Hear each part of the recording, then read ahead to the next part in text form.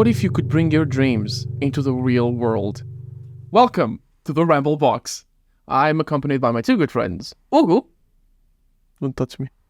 And Jorge. Hello.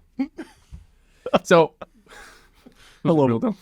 once again, we are continuing the topic of conversation regarding dreams with another hypothetical. Oh, I like hypothetical. My man. This already feels like a dream. Okay, let's go. This is not a good dream. Depends on the perspective, but Okay. go on. All right. So, the hypothetical for today is: would you rather have the ability to enter a fully immersive virtual or augmented reality dream world where you can live out any fantasy you desire, or have the power to use... You distracted me. Any fantasy you desire. Ooh. Go on. Kill me now. Where the fuck was I? Okay. Would you rather have the ability to enter a fully immersive virtual or augmented reality dream world where you can live out any fantasy you desire, or have the power to use virtual or augmented reality to monitor and analyze your dreams, allowing you to gain deeper insights into your own subconscious mind? So, do you want to do like a Sword Art Online type bullshit where you can actually visit your dreams and interact with them? Would you actually rather use that as a scientific tool to analyze the human subconscious? Both are cool. Yeah, both are cool. Yeah. But you can only have one. You can only have one. You know the meme like both? Both? Yeah, Both is good. That's a shame that movie wasn't as good. It was good, but it's not as good. As the meme. Yeah. The meme's better. Both is good. I think the animation was cool. No, the animation. We're sidetracking already. Guys, it's like 1 minute into the podcast. But creating a world where you can live out your fantasies, that already exists. It's called Blade and Sorcery. It's available on Steam. Not sponsored. Not sponsored. But You really like that game. I really do. It's really cool. But I think that being able to live out a dream is not as pleasant as it would seem, I think. Because the fact that it does not have, most of the times at least, does not have a logical line through it, showing it to someone else is not, it's like showing off a Play-Doh, like a sculpture you made. It's very special for you, but someone else, it's poo-poo. Hey, look, it's my copy of Michelangelo's work. Yeah, buddy, sure. That's great. It could have like the most awakening experience while you dream, but someone else that may be very trivial, But what if you could make them leave that dream that you just live? Because then it probably becomes live. like If we're using like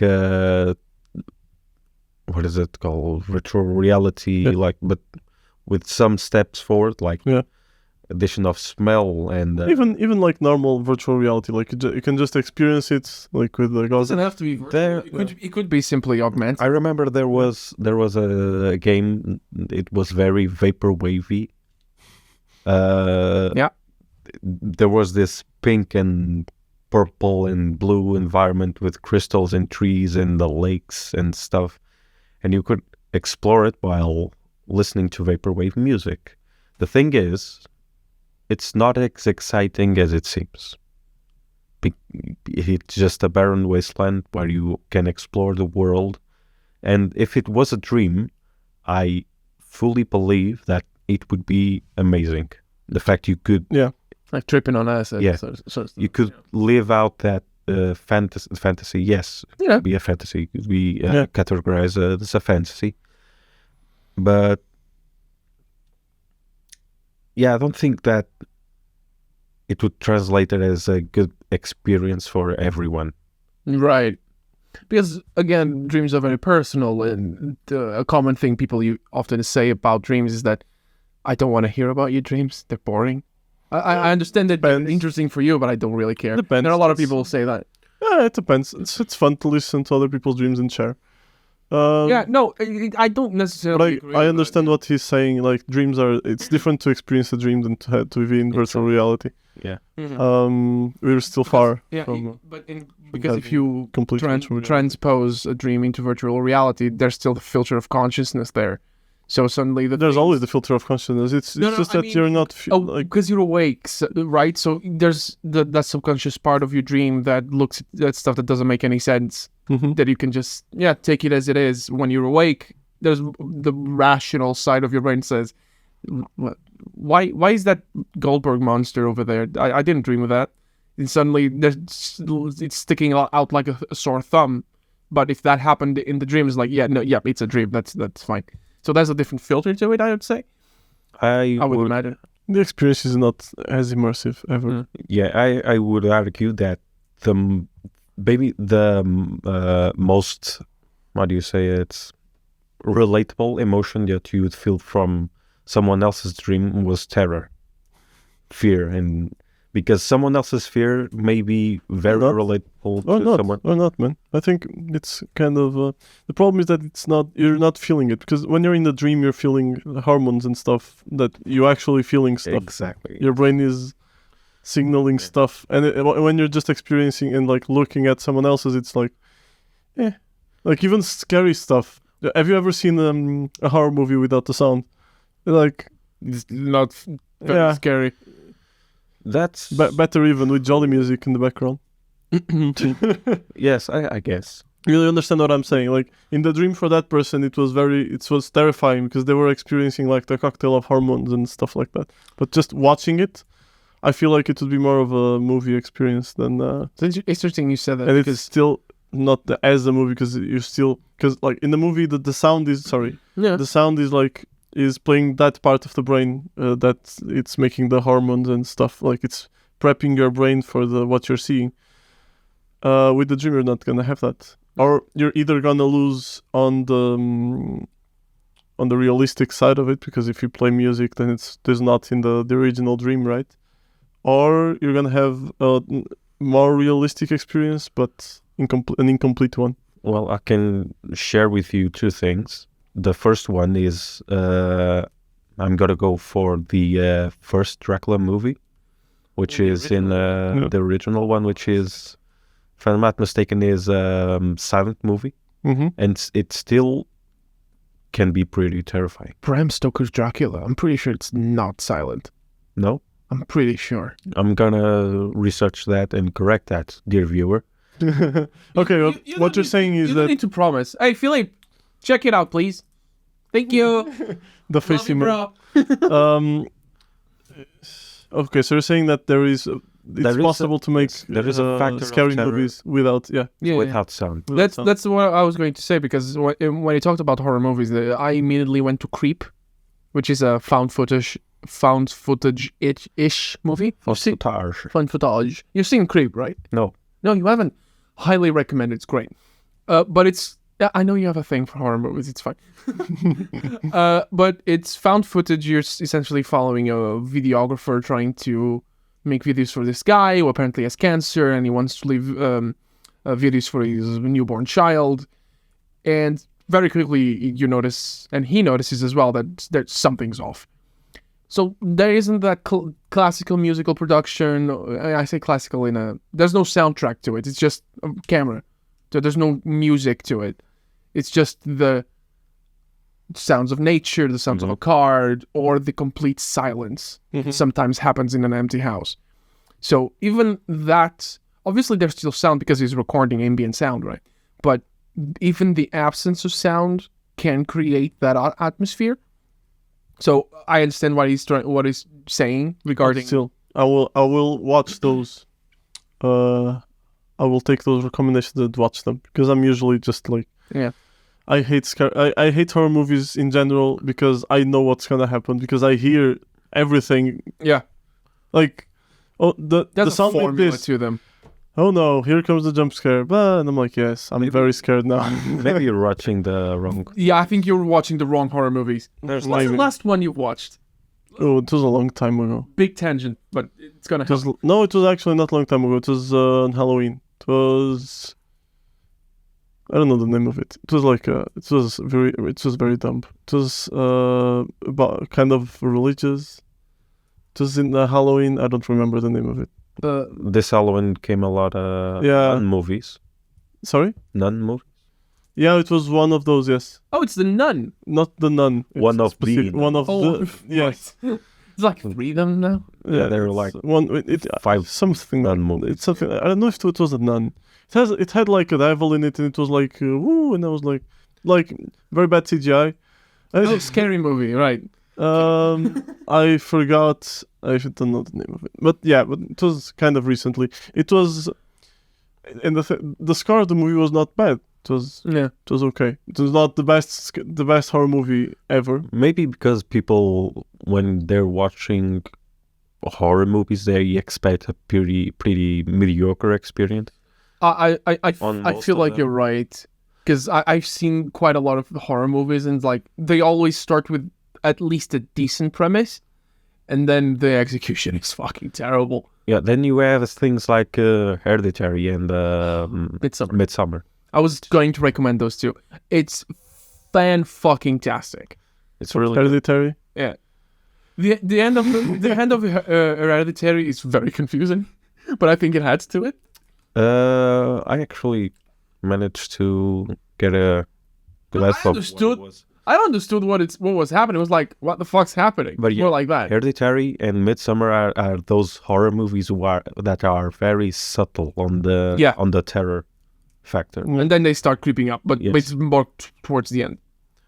It's the climatic part. Yeah, but dreams, of course. What a segue. Can you repeat the prompt, please? Like, of you course. don't need to read it all. It's would you rather have the ability, like through technology, of taking your dream and putting it into a virtual reality or augmented reality, so you can freely traverse them and leave out your fantasies, or use that technology to instead study the human consciousness? Okay, Philippe just came up with the research. Update. The Nosferatu. Is it a silent film? Oh, it is a silent film. I was wrong. Mas foi unauthorized. It was unauthorized. It was an unauthorized movie. Dun. Tinha os créditos. Yeah. Foi unauthorized adaptation to Bram Stoker's Dracula. Oh, okay. So unauthorized. Okay. I didn't know Unauthorized this. version. So not the Nosferatu was an unauthorized adaptation of Bram Stoker's Dracula. I really stumbled. You can. Yeah, thank you, Philippe. Thank you for your. Which, by the way, just because I said Bram Stoker's Dracula, great fucking book. You should read it. It's I great. disagree. Did you even finish it? No. But then fucking. That's exactly why I disagree. I cannot. That's a great start. Finish the second thing that I was going to say. After the Dracula movie, Nosferatu, was actually a sleep paralysis experience I probably have told you all about. Oh. Except you. So this was in when I was studying very far from home, and it was stressful as fuck. Oh. And of course, stress plays into the sleep paralysis probability. In this dream, I was lying on my bed, belly face down, and on the corner of my eye, I saw like this tall figure draped in the black cape, wearing a bull's skull mask. I think I've told you all. Yeah. I was feeling like the pressure on my back, and he was holding a mirror, and I could see like shadowy figures all around my room, and he pointed at them, and I could see my friends through that shard. Okay. Yeah. If I show that to someone else, the confusion would play into the terror factor so well that I think they would understand this is fucked up. Yeah. Yeah. they might not feel the absolute terror you felt, but they would feel how fucked up it is. They may not be paralyzed if no one straps them into a chair, but you can make the experience. Strength. We can make the experience a lot more immersive, I think. But yeah, regarding the hypothetical, I think I would use it to for scientific reasons. Yeah. And not just... It's a weird question, because how do you use it for scientific reasons? What's the...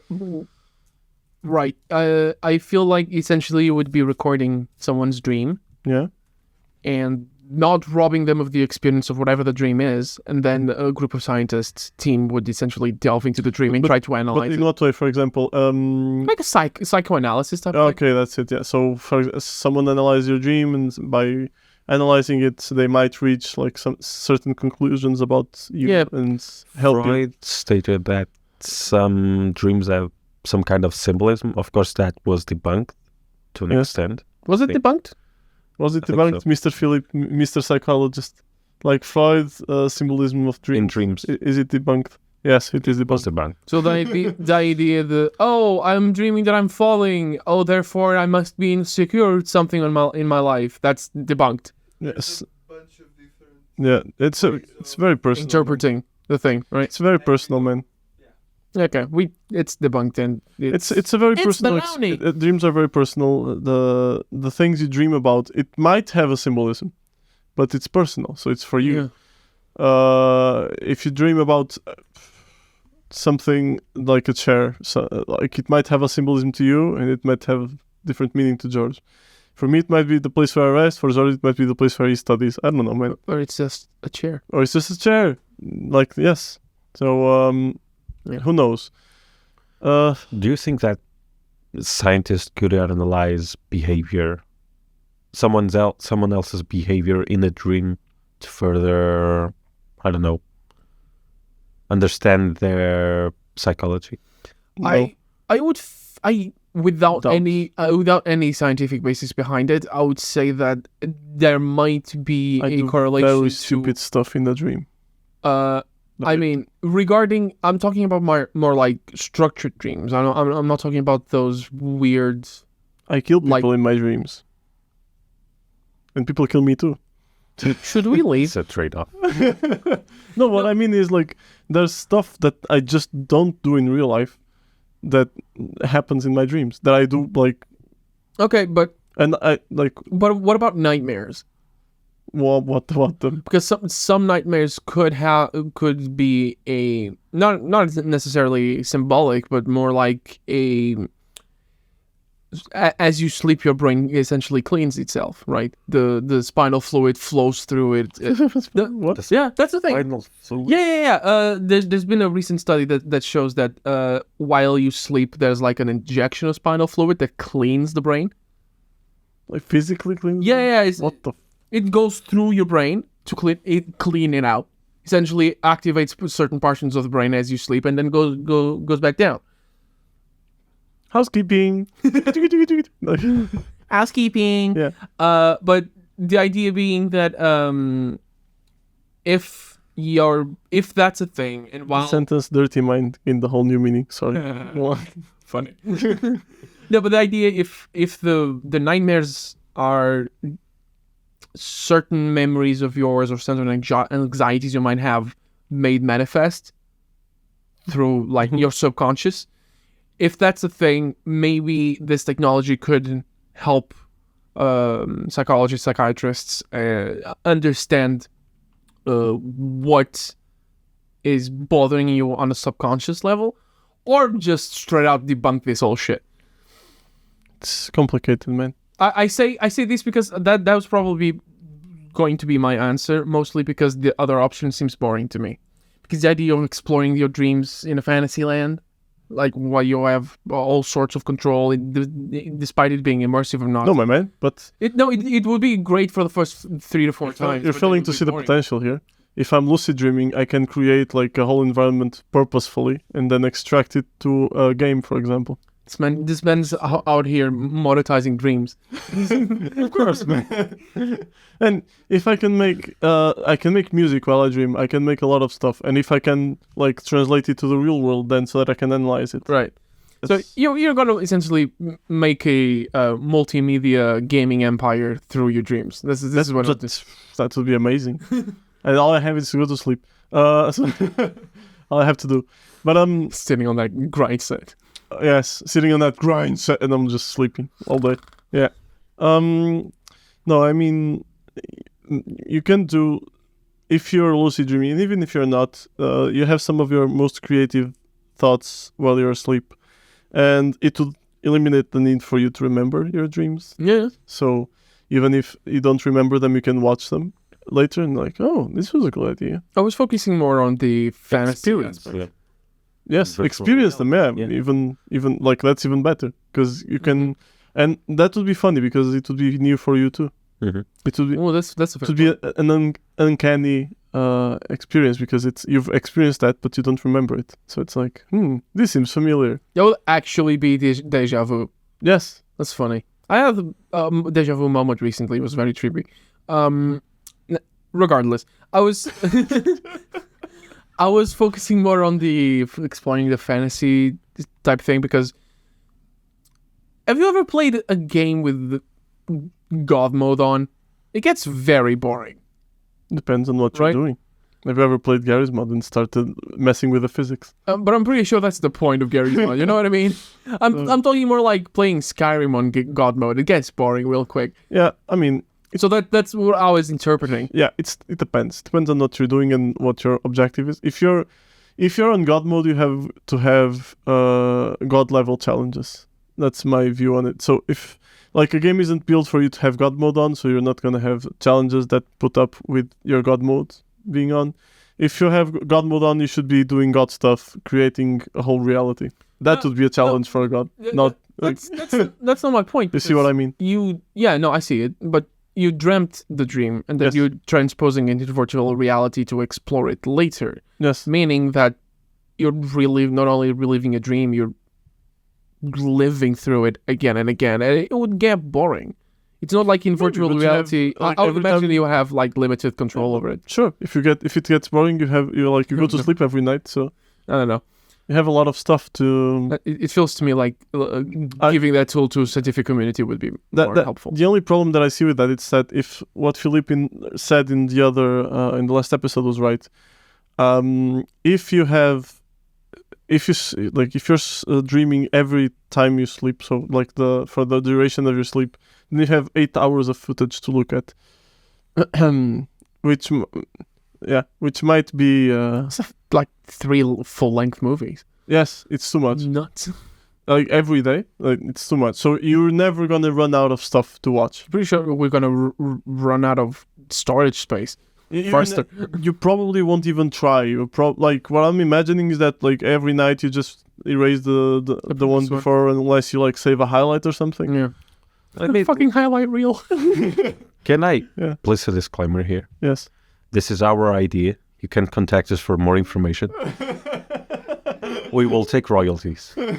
Oh, we will. 90%. You're not on the episode. You don't get the royalties. So I don't get royalties, Philippe. I'm sorry. you roll the dice. Yeah. It's how it goes, man. You're still far from Okay, having man. that technology. I wish. Well, that would be fun. That being said, if scientists could have that technology, I'm guessing they're not actually looking at the dream. They're like using statistics and stuff to try and figure out. The question is, and like the golden question here is it worth it? Like, would scientists be able to extract useful information from a dream enough so that it would justify that endeavor? And I think that's one of those questions that in science you have to try it.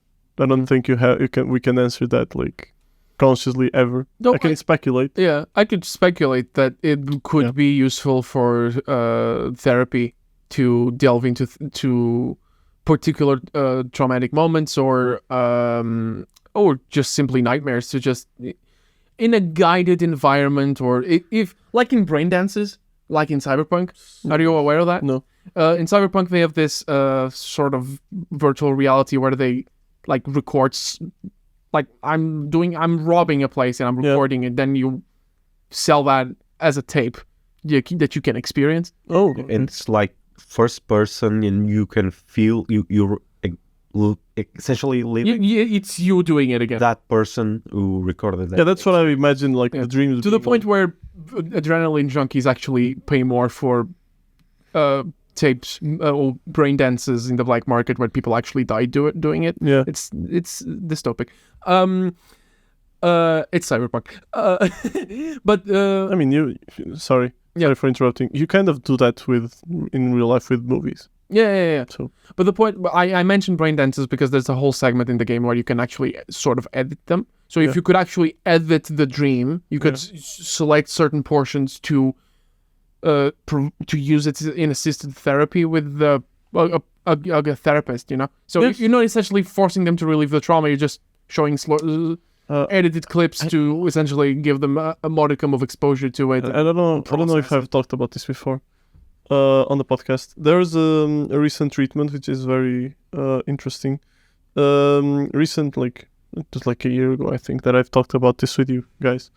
They've done so with schizophrenic people. Like one of the problems of schizophrenia is that people imagine bad stuff.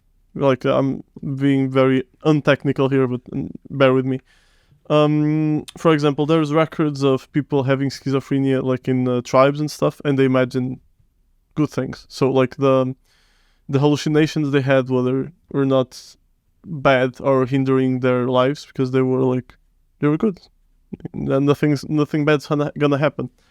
For example, it's a lot more common for people in the US, schizophrenic people in the US, to see ghosts because the ghost culture in the US is a lot more. Yeah, so it's dependent on, it's culture related. What you see in your schizophrenia is not like completely out of your control. It's in your influenced culture, by your environment.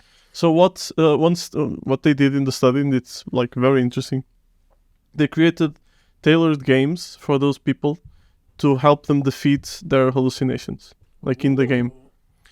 And it worked. They progressively became able to deal with like in real life, to deal with their hallucinations, like to understand it was their hallucination, and because that's one of the problems of schizophrenia, is like people don't really know what's reality or not.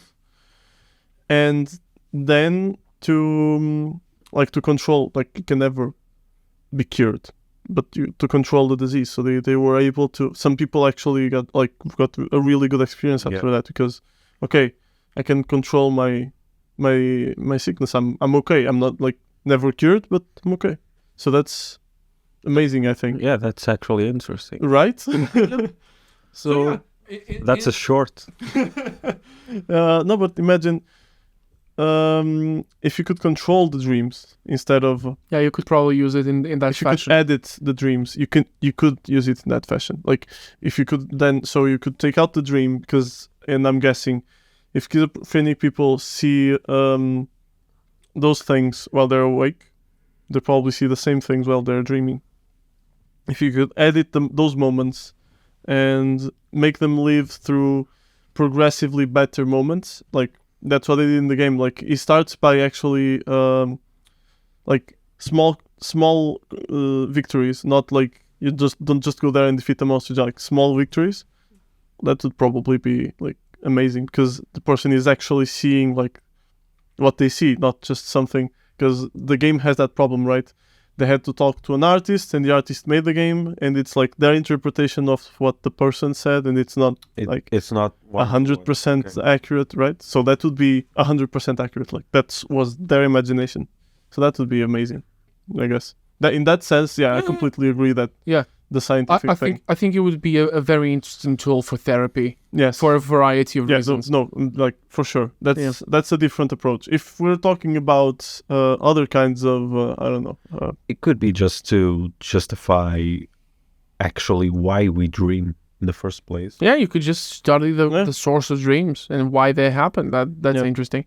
Yeah, that would be interesting. Because the information we have about the sleep studies and all that, it's just the brain activity, right? Having a more visual experience of what we're getting closer. Yeah, we're getting closer. Yes. Yeah, because with AI you can interpret gibberish. That's true. Yes. So you can input, like, if people start training an AI, like if they can somehow tell the AI, hey, these brainwaves correspond to this dream, we may be closer to having. The thing is that that would be amazing. Let's say that I am at the same time, me and João. I don't know. We never used John on the podcast. That was actually alarming. I did a reverse Portuguese. Yes. Imagine that me and João fall asleep at the same time, and this is a study.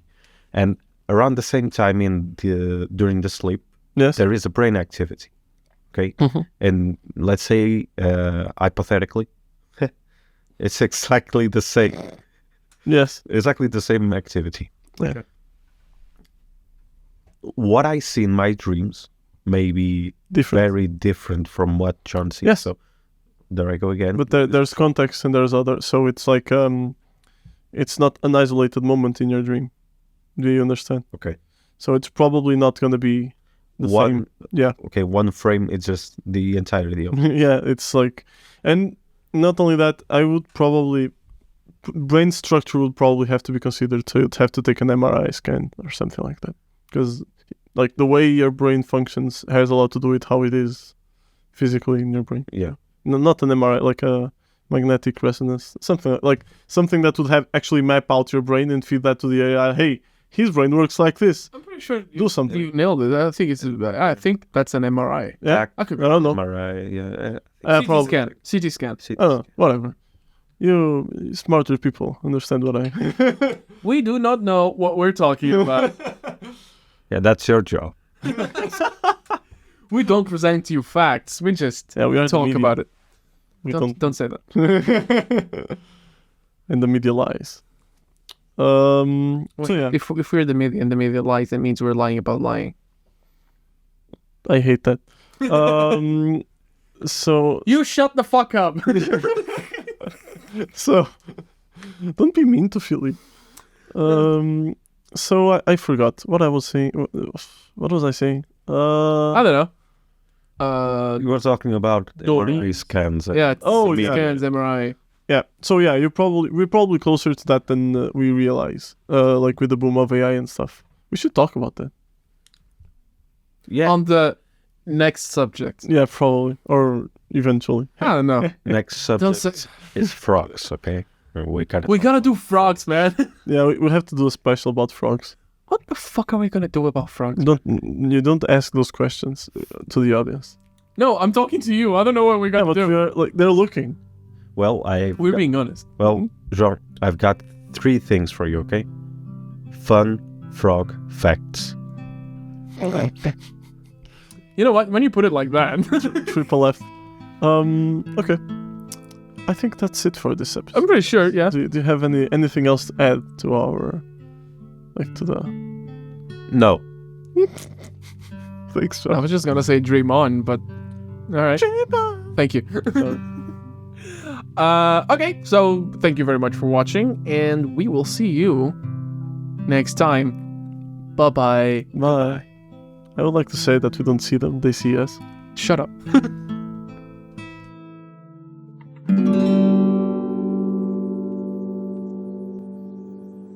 You can support the show by subscribing to our YouTube channel or listen to us on Apple, Spotify, or wherever you get your podcasts. If you want more, you can follow us on Instagram at RambleBoxOfficial. That's at RambleBoxOfficial. Or you can check for more content in theramblebox.com. That's theramblebox.com. Links are in the description. That's the end of the show. We'll see you next time. Bye!